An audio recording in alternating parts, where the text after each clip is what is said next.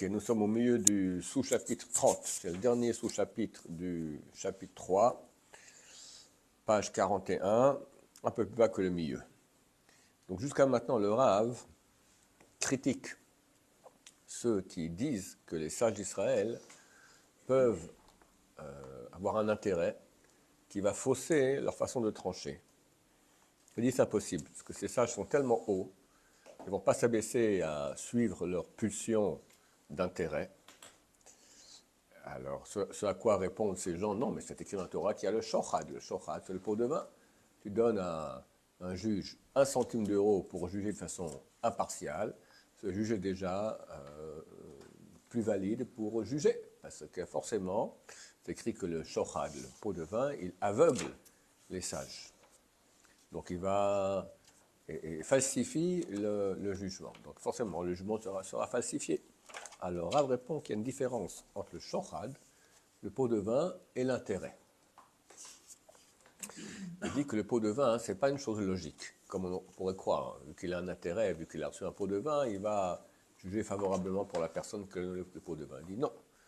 Le shochad, c'est une chose qui est impure. C'est un interdit de la Torah. Et quand on le fait, on reçoit un shochad, un pot de vin. Donc, il y a ici une force anormale d'impureté qui rend le juge idiot, d'accord? Même s'il dit je vais être complètement impartial, il ne peut pas le faire parce que ce n'est pas une chose qui est logique. C'est partie des choses illogiques, comme l'interdiction de manger du porc ou l'interdiction de mélanger du lin et de la laine. Par contre, en ce qui concerne maintenant l'intérêt, si un sage d'Israël maintenant il tranche, il se peut qu'il ait un intérêt, d'accord? Alors la Torah a fait confiance aux sages d'Israël qui sont au-dessus de l'intérêt. Et là, le Rav, il donne quelques exemples. Velod, non seulement cela. C'est quoi non seulement cela? Juste auparavant, il a dit que, par exemple, on voit qu'il est permis à un juge de juger deux parties. Une, c'est quelqu'un que le juge aime beaucoup, et l'autre, une partie que le juge hait. Ben, néanmoins, vu qu'il n'y a pas de shochad, il n'y a pas eu de pot de vin, il y a peut-être un intérêt, mais le juge saura être au-dessus de son intérêt pour la personne qu'il aime et juger de façon impartiale. Velod, non seulement cela, et la chamo même comme c'est David Nishdina et Nafsho. C'est écrit, dans le Bava Kama, que lorsque quelqu'un voit, on lui a fait un dommage, et maintenant, s'il va il va attendre en allant au Beddin, au tribunal rabbinique, pour intenter un procès aux personnes qui ont fait le dommage il va grandir. Donc il y a ici une urgence. Et puis quand tu vas voir un procès, il faut attendre, d'accord? Donc il y a une urgence, qu'est-ce que je fais? Alors, si c'est certain, tu es complètement certain que tu as raison, tu peux trancher toi-même. Je m'apprends le cas, si à l'époque ils avaient une source d'eau qui était commune à plusieurs champs. Et chacun avait son jour où c'est lui qui pouvait irriguer son champ. Et vient quelqu'un et prend l'eau du puits un jour qui n'est pas son jour. C'est clair, quoi. C'est un vol en plein jour. Alors le type dont c'est le jour pour prendre l'eau du puits, il peut aller le frapper, d'accord? Parce que là, c'est très clair qu'il a raison. Attention, il ne faut pas que nous-mêmes, on commence à croire, dans chaque cas, il faut croire, quand on a un différend avec quelqu'un, on croit toujours qu'on a raison, d'accord? C'est toujours comme ça. Seulement quand c'est une chose qui est vraiment claire d'après l'Alakha, sans aucun doute du tout. Velo chashlu leivutadin. Et on ne l'a pas suspecté de tordre la loi. Donc on voit que si quelqu'un a un intérêt, ce n'est pas encore appelé un shochad, ce n'est pas encore appelé un pot de vin. Et si la chose est claire, bien qu'il ait un intérêt, c'est permis. On lui permet lui-même d'aller faire la loi. Ce qui est très osé quelque part. Va'um bava batra nun chetamud bet. Ils ont dit dans le traité bava batra, page 58b. Haïda yana de mitkere ledin. Ce juge qui est appelé à un jugement, à un procès, c'est lui qui est inculpé, d'accord? Ou mafkin mine mamona bedin. Et on sort de lui de l'argent, on lui prend de l'argent par la loi. Lav shme dayan. Il n'est pas appelé juge.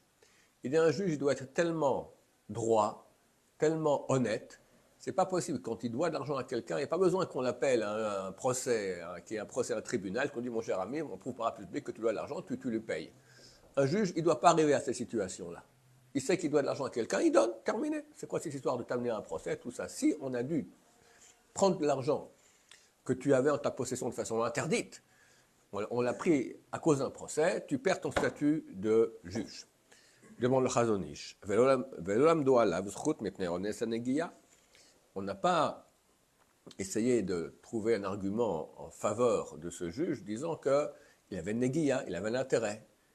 Chacun a un intérêt d'avoir de l'argent, il croit que c'est le sien, il le garde, etc. Ou un peu plus tard, et il trouve toutes sortes de combines qui s'inventent dans la tête pour ne pas rembourser l'argent. D'accord?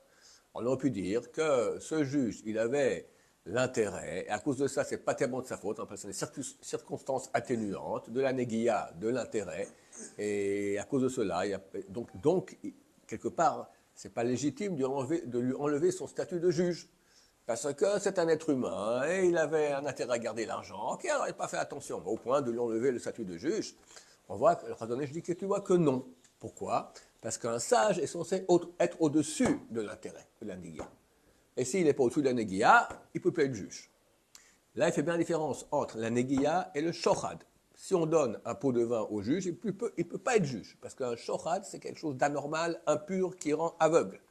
Mais un intérêt, ce n'est pas une chose qui est impure, qui rend aveugle. Et les sages d'Israël ont la capacité de s'élever au-dessus de l'intérêt. Vine, et voici. Pasur Hachamim Noga Beibur Hashana.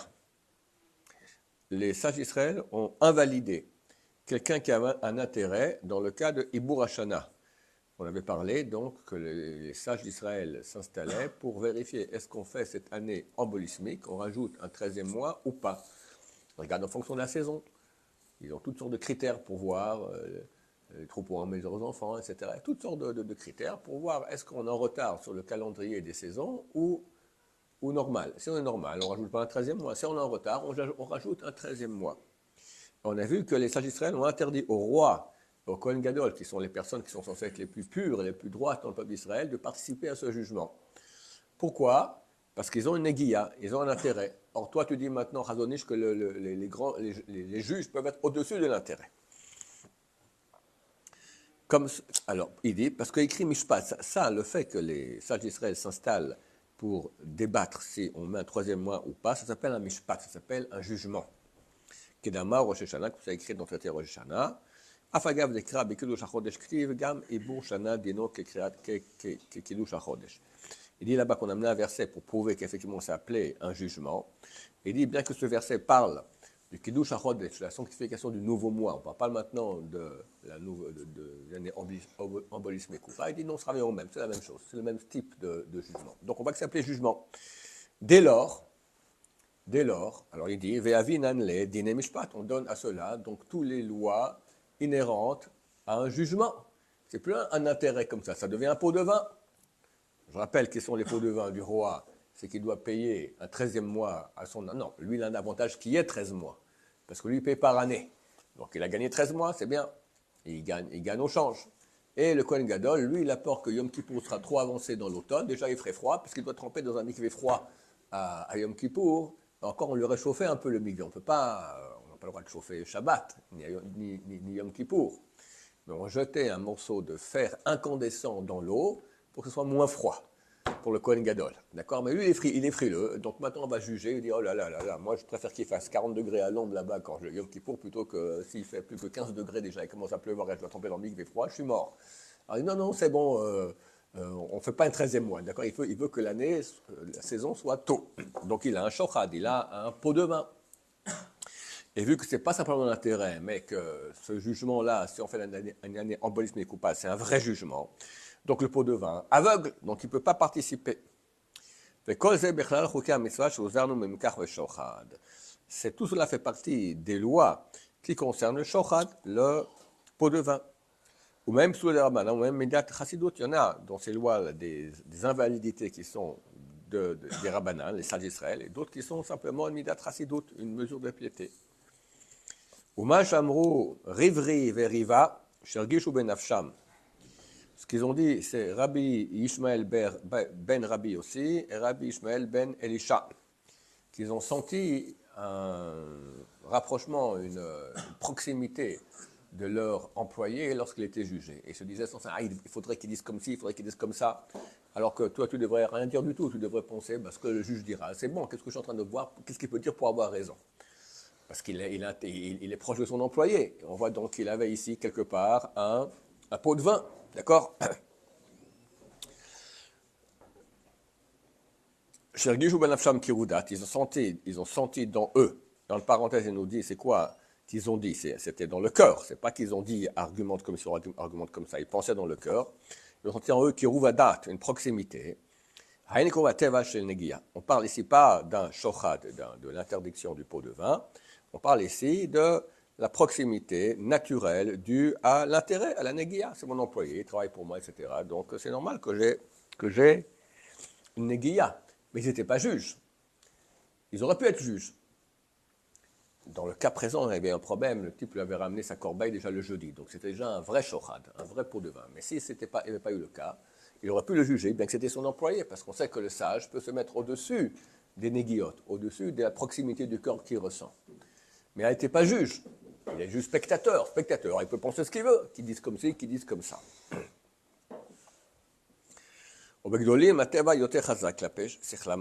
Et chez les grands, la nature est plus puissante, plus forte, a plus d'impact sur leur raison forte. Pourquoi? Ce sont des très très grands. Pourquoi est-ce que la nature a plus d'impact? Ils devraient dominer leur nature. Les man yamdu al mishkal anisayon ve'yibcharu batov, pour qu'ils aient une épreuve et qu'ils choisissent le bien. Mais dans leur libre arbitre, que ça c'est le secret de la création de l'être humain. Pourquoi Dieu a créé l'être humain? L'être humain est la seule réalité au monde qui a un libre arbitre. Ni les pierres, ni les végétaux, ni les animaux, ni les anges ont un libre arbitre. Tout est programmé par Dieu de A à Z totalement. Le premier homme, il a deux programmations. L'homme, il a deux programmations. Une animale, une divine. Il doit choisir entre les deux. Et c'est ça le but de la création du monde et de l'homme.